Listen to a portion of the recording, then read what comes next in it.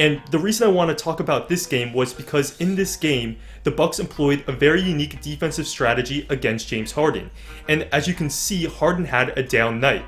He had 23 points. He had a poor night from the field, especially going 1 for 9 from 3. And shutting down Harden resulted in the Rockets only scoring 94 points. So in this video, I'll break down what the Bucks did and how they had so much success against one of the best offensive players in the league. Let's get to it. The first aspect of their game plan was to force Harden drastically to his right hand, which is of course his weak hand, and this play is a good example. Bledsoe gives him the right hand in a manner you never see from the top, and then he'll stick his arms up so he won't get called for a cheap foul.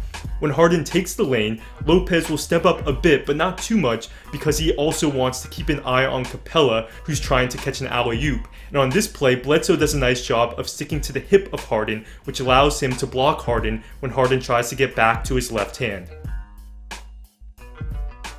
Now, why are the Bucks doing this? Well, it's pretty simple. Harden has a deadly step-back jumper, and if you play him straight up, he can get that shot pretty much whenever he wants. So by sitting on that left hand, he can't step to his right and get off his shot. On this play, Harden still tries to get off his step back, but we can see how George Hill is sitting on that left hand, and Harden isn't able to get off a clean look, and it's no coincidence he misses badly. So taking away that step back is one of the major advantages of the strategy, and the other advantage is that when Harden drives, you now know where he's going. Yes, you are giving up a drive, but at least you can set up your help and your rotations. And here we see how Lopez can anticipate where Harden is going, so he sets up and help, and then Giannis and Pat Connaughton can shade over and anticipate the pocket pass to Capella, and they combine to get the deflection. And because so much of the Rockets' offense is Harden isolating, it became rather predictable. And again, you see here, the Bucks can anticipate the drive. From the corner, you have DJ Wilson helping in the lane, and then you see Middleton is very precise in his rotation to the corner, and that allows him to get the steal. Also, another part of the Bucks' strategy on these drives was to have the power forward, so either Giannis or DJ Wilson, be the defender other than Lopez who helps in the paint on the drives. And it makes sense to have one of these two long defenders help and provide extra rim protection. Now, of course, there's going to be a trade-off with this, and the trade-off they made was whoever Wilson or Giannis was guarding, they'd be okay leaving that person open from 3. And usually that person was PJ Tucker. And Tucker is a 38% three-point shooter, but you can see here how much they were willing to help off of him. As on this play, Wilson helps one pass away off Tucker, and here it pays off as Harden forces up a shot at the rim. And we'll talk more about Tucker later in the video. Now, it should be noted that the Rockets did have some success due to this strategy, and Harden got to his floater shot a good amount, and he was 5 of 8 on floaters in this game.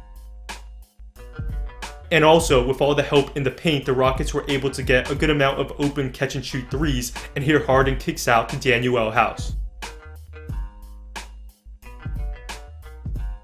And what I did was I charted all of Harden's isolations in this game. So an isolation meaning any play where he shoots it, he gets fouled, he turns it over, or his pass directly results in a shot from a teammate.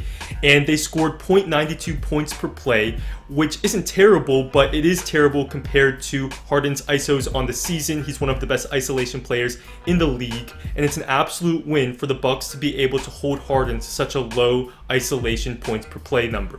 The next part of the Bucks' Harden-specific game plan was to deny him off ball. And I'm not talking about all the time full face guard or full court denial, but I am talking about specific instances in the half court where they won't let him get the ball on an easy pass. And one area where this really helped was in handoff situations. So on this play, the Rockets are setting up a set play where Harden would get a handoff toward the middle. But we see that George Hill is denying him the path to get the handoff, and while that does allow for the backdoor cut, Lopez is dropping low and ready to defend that. And on this play, this works as Harden is forced into a tough floater and he never gets to the middle. And here's another example. Capella has it and he's getting ready to execute a handoff with Harden, but Bledsoe will get in between the two of them, which prevents the handoff. And on this play, the ball goes to the weak side. Harden doesn't even touch it, and this is exactly what the Bucks want.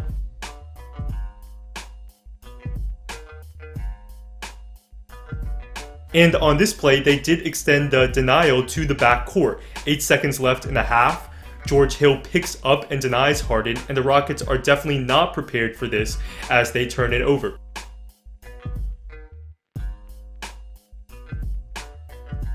Moving on, and the next thing I want to talk about is Houston's primary counter to what the Bucks were doing, forcing Harden right. And what I'm talking about is a spacing alignment. They get it to Harden on the right wing, they'd stick Capella in the strong side dunker spot, and they'd have 3 shooters on the weak side. And I'll show you the effect right here. So Harden drives, and Lopez steps up, but he doesn't step up all the way because the help he would normally get on Capella is now on the opposite side of the court. So sticking Capella in that strong side spot created a bit of an unusual circumstance for the defense, and here Harden gets a layup.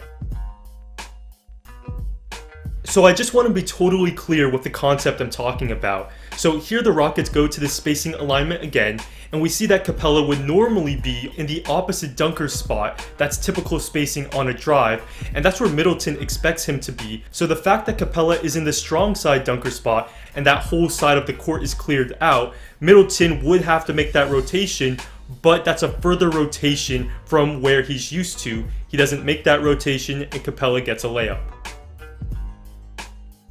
And the Rockets did have some success off of this alignment. They scored those 2 layups, and they also hit a couple threes. Here Wilson helps one pass away off Shumpert, and Shumpert hits the 3. And this is pretty much the same play. The Rockets get into their spacing, Wilson helps one pass away off House, and he hits the 3.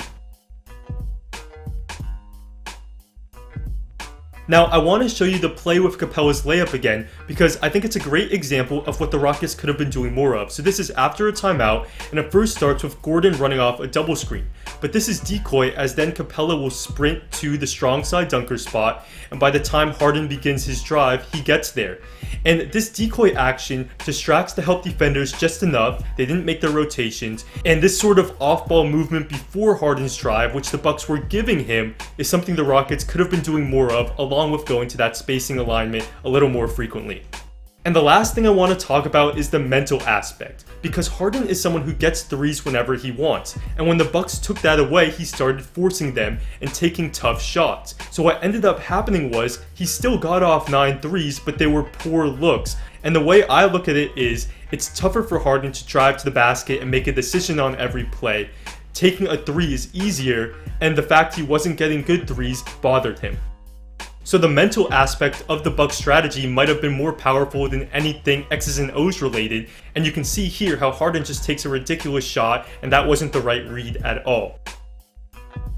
And while Harden became frustrated because he wasn't getting enough threes, Tucker became timid because he was always being left open and kept missing. And the Bucks absolutely played the mind game with Tucker. After Tucker missed his first few when he was open, as early as the second quarter he was turning down threes, and on this play he turns down several.